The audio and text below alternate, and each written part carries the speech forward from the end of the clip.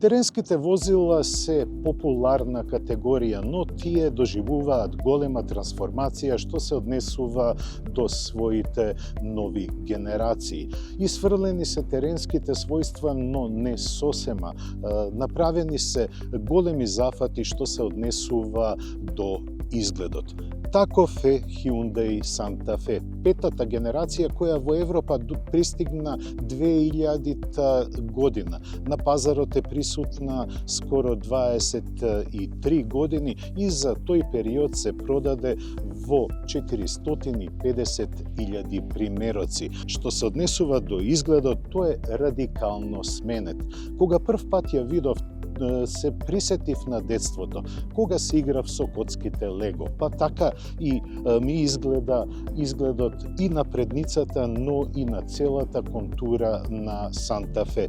Пред се, тоа се светлосните групи кои подсетуваат кој е производителот. Како што забележувате, тие се во облик на буквата Х. Што се однесува до димензиите, тие се зголемени. Меѓускиното растојание е зголемено за 5 см, вкупната должина исто така за 5 см, додека широчината од 1,9 метри остана непроменета. Она што е дискутабилно и што можеби на прв поглед нема да ви се допадне, но што повеќе го гледате задниот дел, тој ви прираснува за срце. Робусниот дизајн повеќе наликува на комби отколку на спортско корисно возило, но оној зададен потпис на светлосните групи Х останува и на задниот дел. Багажниот простор е голем, има 714 литри простор, што е сосема доволно да се соберат повеќе од 5 големи куфери. Во внатрешноста има премиум простор. Огромен дел е посветен на патниците на задната клупа и имате чувство како да се наоѓате во бизнис класа. На тоа допринесуваат и целиот тапацир во внатрешноста, кој за разлика од многу компании е направен од кожа. Не од веганска кожа или популарно речено скај, туку од вистинска кожа. На возачката позиција се е подредено да му даде вистински фидбек на возачот. Веќе задолжителните огромни екрани се присутни и во Hyundai. Во еден панел содржани се два екрани од по 12,3 инчи. Едниот е задолжен да ги покажува сите параметри што се однесуваат до возилото, а другиот е на допир и преку него можете да ги командувате сите детали кои ви се потребни и апликации. Му благодарам на Севишниот што во внатрешноста, погледнете го овој панел, има и физички копчиња кои ви даваат многу лесна манипулација на се што е околу вас. Ладицата во внатрешноста собира многу простор, а она што е многу важно за семејна употреба на ова возило е што има и два бежични полначи за мобилни телефони. Она што Hyundai се стреми долго време е да го стигне Genesis, брендот свој на премиум возила. Па целата внатрешност е скроена да биде во знакот на премиум чувството. Дури и сараунд системот изработен од Bose ви овозможува едно безгрижно користење и возење на ово возило.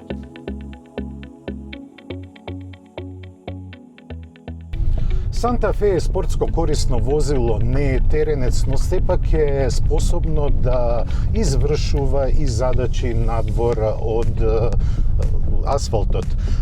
Не може да се каже дека може да оди на сериозни терени, бидејќи тежиштето на возилото е доста ниско и поради пакетот на естетска опременост кој се содржи и од 20-инчни тркала, тоа не е препорачливо да се работи на теренот. Но сепак има погон на сите 4 тркала.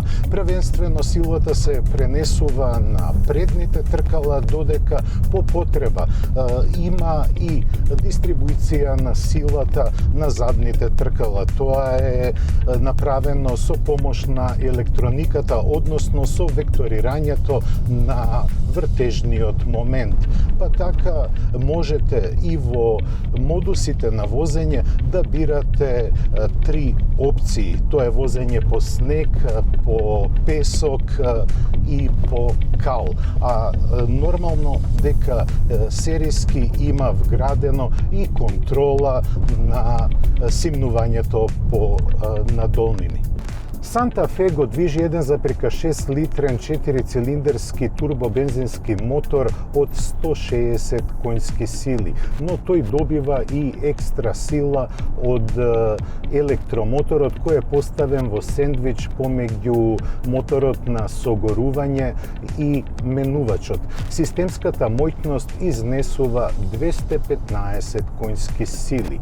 Овој автомобил не е направен за тркање, бидејќи првенствено е направен да биде нешто поекономичен. Предизвикот е што во палетата на понуда во Санта Фе исфрлени се дизелите. Целата тежина на Санта Фе во ова издание е 2,2 тона. Не може да се каже дека моторот е инфериорен. Напротив, овој склоп дава едни линеарни возни својства, но заборавете ги спортските претензии. Кога возите умерено, во кабината се чувствува смиреност. Вибрациите се на ниско ниво и ви овозможуваат голема удобност во возењето.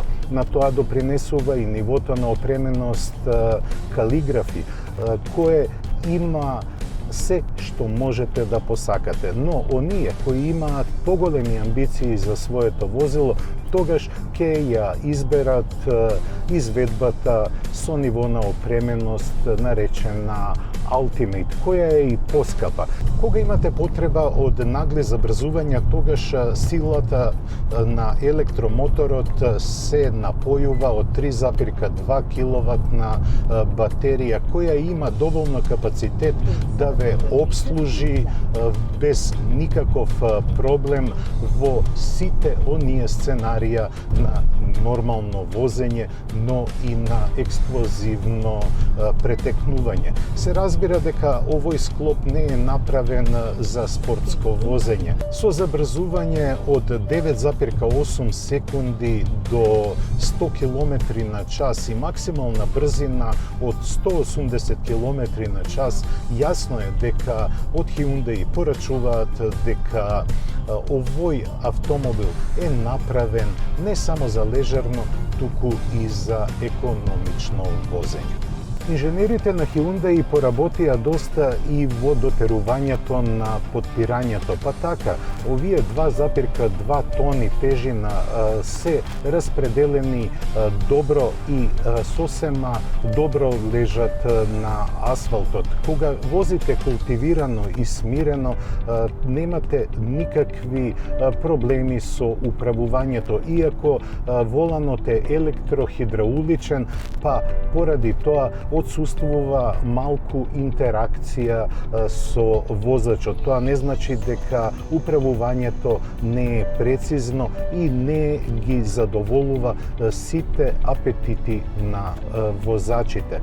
Но сепак, кога ќе сакате да возите подинамично, отсуствува харизматичниот звук на моторот, тој како да е пригушен. Да, бензинскиот мотор заедно подпомогнат со електричен електромотор треба да ја доведе економичноста во разумни граници. Последен пат кога го возев овој 1,6 литрен турбобензински мотор, тоа беше во помалиот Тусон и неговата потрошувачка беше поголема од 10 литри, зборам во просек. Но кај Санта Фе, иако е доста потежок, просечната потрошувачка, барем според борд компјутерот, не надмина повеќе од 9,8 литри, што е сосема разумно, бидејќи дизелите се анатемисани и изфрлени од многу возила, па мораме да се навикнуваме на новата реалност. Со цена почетна цена од 75.000 евра, Санта Фе влегува во една нова класа на возила. Hyundai со Санта Фе ја задржува својата персоналност, со смелиот дизајн во надворешноста, но и раскошниот амбиент во внатрешноста, тој се наметнува како еден нов играч и како алтернатива на оние кои сакаат големи возила, а не се спремни да платат 6-цифрена сума.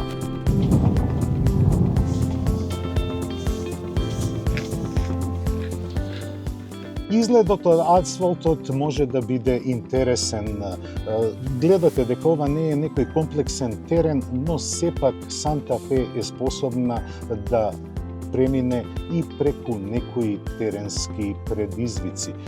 Наскоро Санта Фе ќе биде присутна на македонскиот пазар, па ќе имаме и нешто повеќе време да ја ставиме под лупа и да ги видиме нејзините квалитети и евентуални недостатоци. Тоа беше се што подготвивме за ова издание на Автомагазин. До гледање до следната сабота.